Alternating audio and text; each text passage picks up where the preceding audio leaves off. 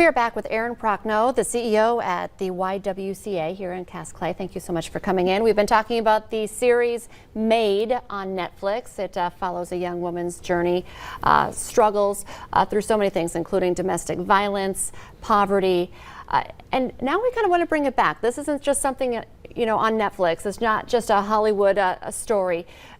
Before we even started in the commercial break, you said you did a little homework and you found out how many calls for help yesterday to police on a domestic violence call. How many? We check the dispatch records routinely to see what the volume of calls is, and there were 13 calls yesterday to Red River Dispatch for that just are labeled domestic. That's how many came in right here in the Fargo-Moorhead, West Fargo, Greater Cass Clay community, and that is on trend with what we've seen over the past couple of years, and those numbers increasing throughout the pandemic. And so we stand ready at YWCA to serve those facing violence and homelessness, and throughout the pandemic, our doors have remained open 24 hours a day, 365 days a year. So if you know someone or you yourself need that assistance, YWCA is absolutely there for you. So and let's talk a little bit more about the resources. If you need help, what do you do? What's the first step? The first step is to think about your safety first, because oftentimes the most dangerous time for someone to leave is when they make that determination to leave, because that abuser loses that control, that power and control that they have over that other human being. So you really need to think about how to maintain your safety the best you can, and to rely on any friends or neighbors or acquaintances that you trust to help you get to that circumstance. And if you need to do some safety planning, we're there for you as well. And on our website at ywcacassclay.org, you can get all of our information, and there is a quick escape button at the top of our website. You do admit that there are a lot of there's a lot of paperwork, there's a lot of hoops to jump through, but it's worth it. And the YWCA does have a lot of things in place that maybe not necessarily on the TV show are in place. But I know we've talked about the child care options that you guys have. I mean, it doesn't have to be a barrier.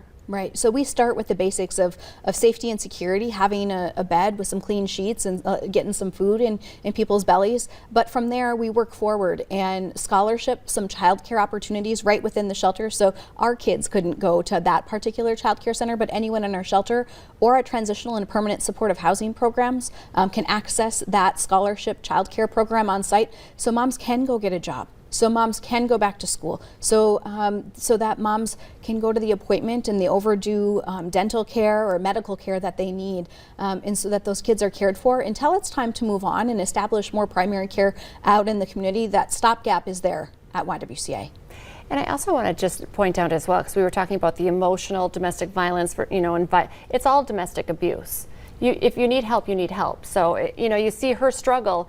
And that's real too, where women here are saying, well, it's not that bad, and it could be worse, and he's not doing this, this, and this. But if it's happening, it's happening. If it's happening, it's happening, and there is support, and we do believe you that is your reality, and that there is a pathway out. We know how difficult it can be, but there is a pathway out, and there are people who care. Many members of your community make certain YWCA is there, open every hour of every day of the year. And it can escalate as well.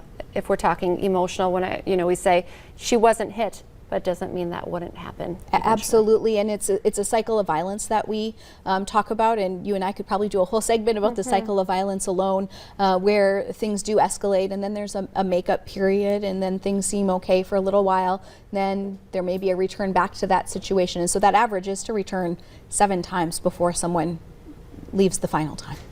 Before we let you go, one more time, how can people get a hold of you if they need help? What do they need to do right now? So they could go out to our website, ywcacassclay.org, and if people are sitting in their living rooms and want to be helpful, there's always an updated needs list out there. But if you need our help, you need to call 701-232-3449. Aaron, thank you so much. Such an important conversation to have today. Thank you.